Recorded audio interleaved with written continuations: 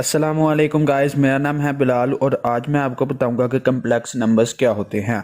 तो अगर आप मेरे इस चैनल पर नए हैं तो प्लीज़ मेरे इस चैनल को सब्सक्राइब कीजिए और बेल आइकन को क्लिक करना मत भूलिए।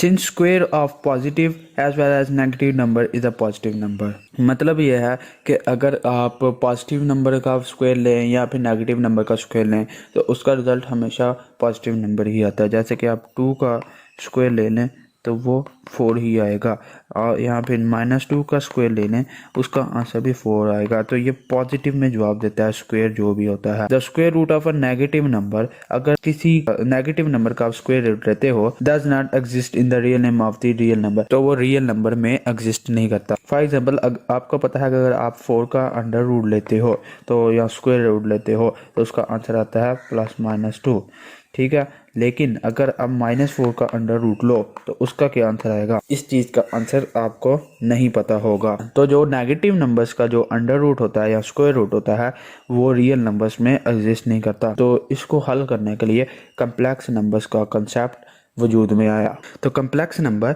कोई भी नंबर है, the number of the form x plus iota y, कोई भी नंबर है और वो x प्लस अयोटा y की फॉर्म में लिखा हुआ है तो वो कम्प्लेक्स नंबर कहलाता है। यहाँ पे जो x है और y है ये बिलोंग करते हैं रियल नंबर से। रियल नंबर्स क्या थे, यानी कि रेशनल नंबर और इरेशनल नंबर्स का जो यूनियन होता है उसको रियल नंबर कहा जाता है। एक्स वाई जो कि रियल नंबर से बिलोंग करते हैं और अयोटा जो कि √-1 है उसको हम कम्प्लेक्स नंबर्स कहा जाता है। हेयर एक्स इज कॉल्ड, यहाँ पे जो एक्स है ये जो लिखा हुआ है एक्स, ये रियल पार्ट है और जो y है वो इमेजिनरी पार्ट कहलाता है of the complex number.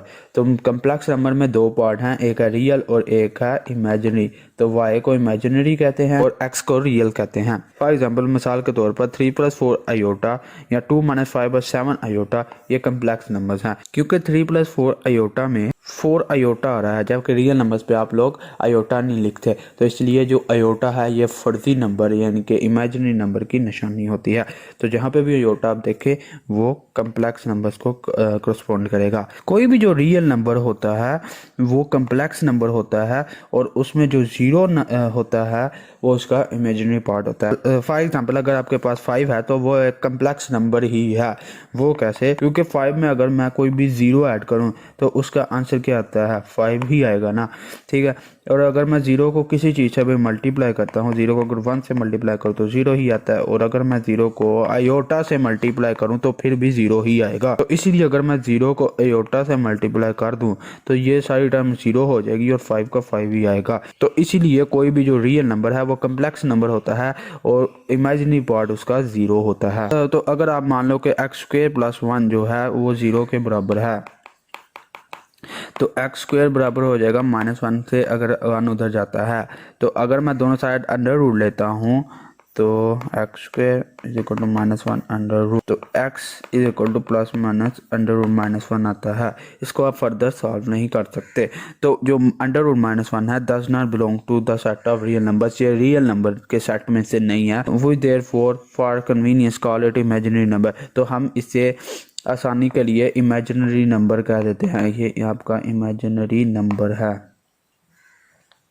And denoted by aorta, और इसको अयोटा से डिनोट करते हैं, यानी कि √-1 की जो वैल्यू होती है उसको हम अयोटा कह देते हैं। The product of a real number and iota is also called imaginary number, तो कोई भी रियल नंबर है उसको अगर अयोटा से मल्टीप्लाई कर दो तो वो इमेजिनरी नंबर बन जाता है। फॉर एग्जांपल 2 अयोटा, 2 जो है वो रियल नंबर है, उसको मल्टीप्लाई किया अयोटा से तो 2 अयोटा आया, और जो 2 अयोटा है वो इमेजिनरी नंबर होगा। इसी तरह -3 अयोटा भी इमेजिनरी नंबर है, क्योंकि इसमें -3 जो है ये आपका रियल नंबर है, उसको अयोटा से मल्टीप्लाई करके इमेजिनरी नंबर बना दिया गया। इसलिए इसी तरह √5 अयोटा और -11/2 अयोटा ये तमाम इमेजिनरी नंबर्स है।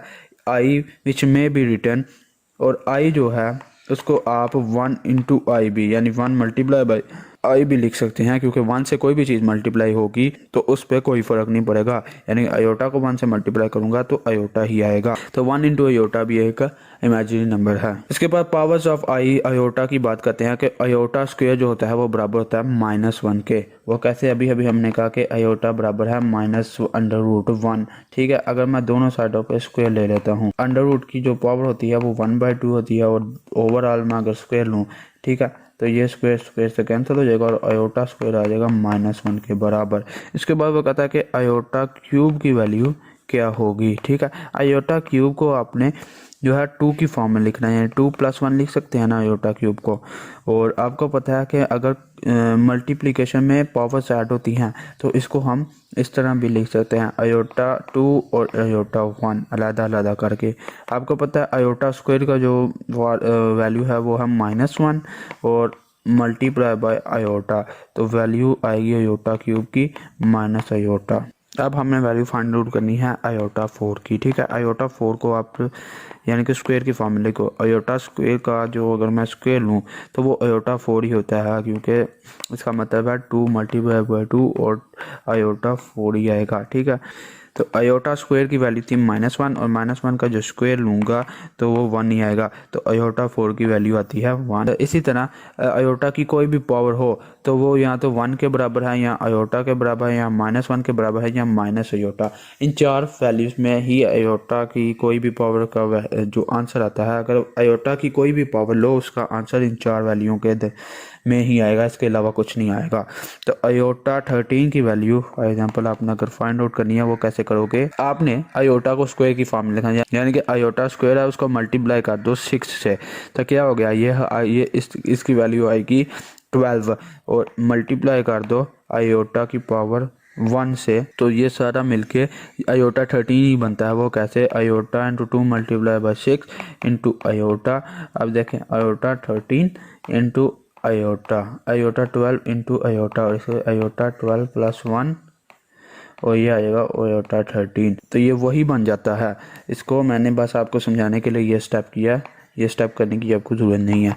आयोटा स्क्वायर की वैल्यू होती है -1 और उसकी पावर आ जाएगी 6 इंटू आयोटा। -1 को अगर 6 की पावर 6 लें तो वो आता है 1 और उसको आयोटा से मल्टीप्लाई करते हो तो उसका आंसर आ जाएगा आयोटा। तो आयोटा 13 की वैल्यू होती है आयोटा। इसी तरह आयोटा 6 अगर आपने करना है तो इसको आपने बनाना है स्क्वायर की फॉर्म में। आयोटा स्क्वायर लिखो और फिर देखो कि इस 2 को मैं किस चीज़ से मल्टीप्लाई करूँगा तो ये 6 आ जाए। तो 3 से अगर मैं मल्टीप्लाई करता हूँ तो वो आयोटा 6 ही बन जाता है। 2 × 3 और 2 3 6। ठीक है, ये आपको करने की जरूरत नहीं है।